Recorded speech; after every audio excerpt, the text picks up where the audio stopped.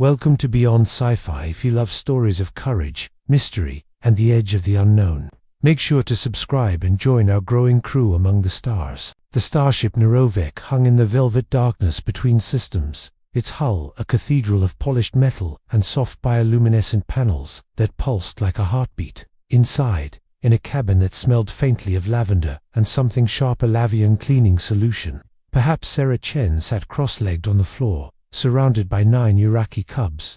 They were the size of house cats, covered in downy fur that shifted through colors like oil on water, midnight blue, then silver, then a warm amber when they felt safe. Their eyes were too large for their faces, liquid and dark, and when they looked at her, Sarah felt seen in a way that made her chest ache. She'd been assigned to them 3 months ago, part of Earth's cultural exchange program with the Galactic Fold.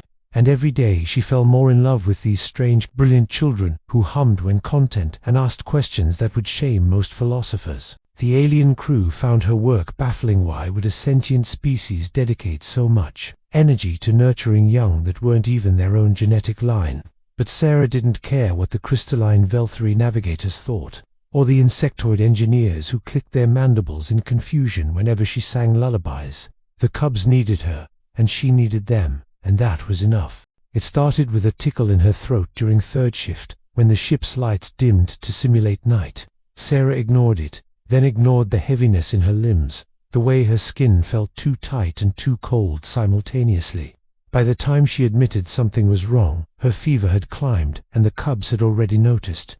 They had sharper senses than any human, could smell the chemical changes in her sweat, hear the slight rasp in her breathing that she tried to hide. During their daily lessons, she'd been teaching them about Earth literature. Had just finished reading Where the Wild Things Are. They kept pressing close, their small bodies vibrating with distress. Teacher Sarah smells wrong, chirped Kiri, the smallest, her fur cycling rapidly through alarmed reds and oranges. Smells like ...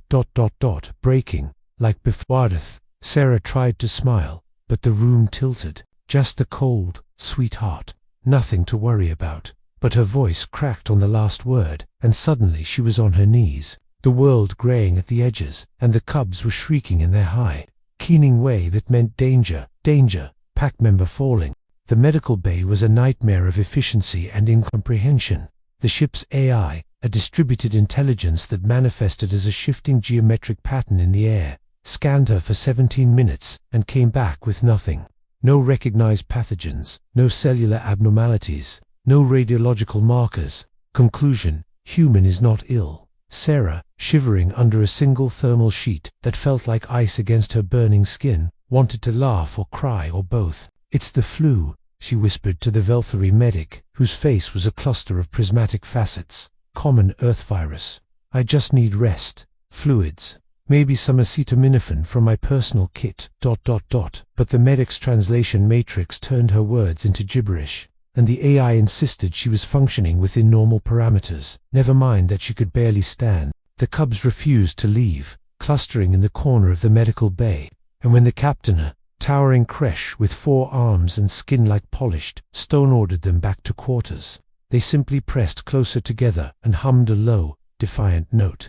Finally, frustrated, the crew carried Sarah back to her cabin, deposited her on her sleeping platform, and left her with a nutrition pack and a diagnostic patch that kept insisting she was fine.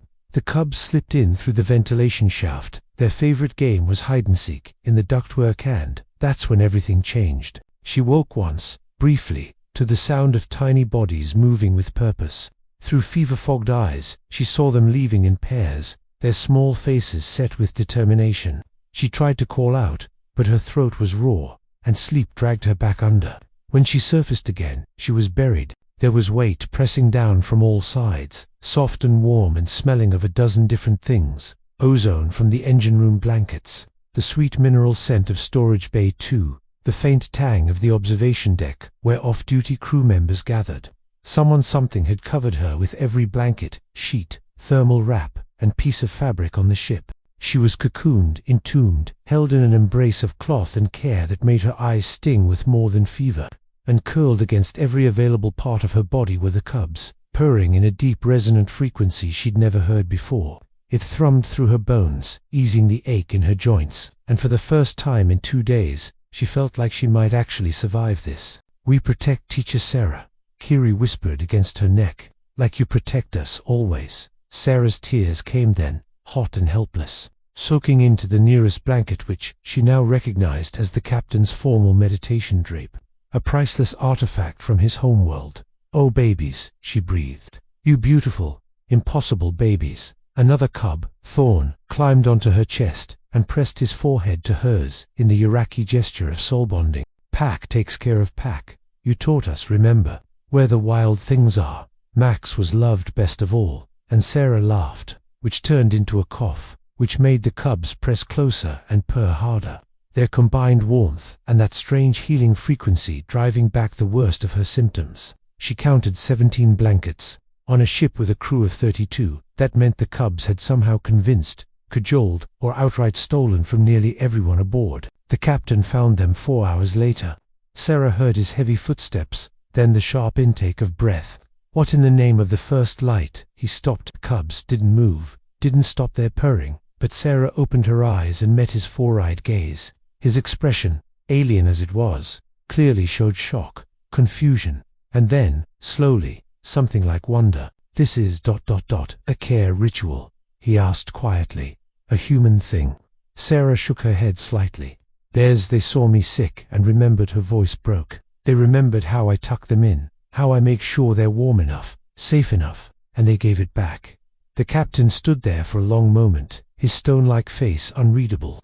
Then he knelt, a gesture of enormous significance among his people, and placed one massive hand on the blanket pile. "The Iraqi young have breached 17 storage protocols. They disabled the quartermaster's lock. They infiltrated 6 private quarters." He paused. "And they have taught this crew more about compassion in one night than we learned in a century of diplomatic theory." 3 days later, Sarah sat in the observation deck, still weak but recovering, with Kiri asleep in her lap and the other cubs scattered round her in various states of drowsiness. The captain had ordered the medical AI updated with a comprehensive Earth pathogen database. Half the blankets had been returned, though. Sarah noticed several crew members asking if they could learn the human comfort technique. And on the main communication board, there was a new request from the Galactic Fold Council. 30 more ships wanted human caregivers assigned, specifically to teach emotional intelligence protocols to cross-species crews. Sarah stroked Kiri's color-shifting fur and looked out at the stars. Somewhere out there, Earth was spinning on its axis, utterly unaware that a simple act of love, cubs covering their sick caretaker with blankets, had just changed the trajectory of humanity's place in the galaxy. Teacher Sarah Thorne mumbled sleepily, "Next story time. Can we read about more wild things?" She smiled, feeling the last of the fever break like a wave receding. "Yeah, baby. We can read about all the wild things, and I'll tell you the biggest secret." "What secret?" "That love," she whispered, "is the wildest thing of all." The ship hummed around them, carrying its precious cargo of blankets and babies and one very lucky human, toward the heart of the galaxy, where 100 species waited to learn what it meant to care.